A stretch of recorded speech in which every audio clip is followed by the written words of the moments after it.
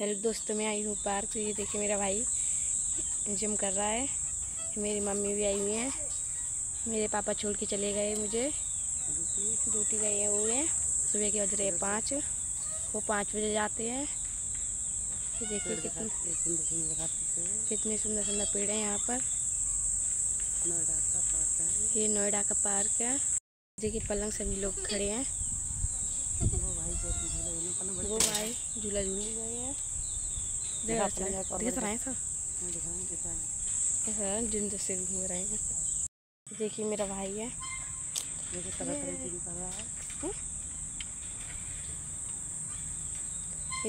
खुद की ताकत नहीं झेल पा रहा है।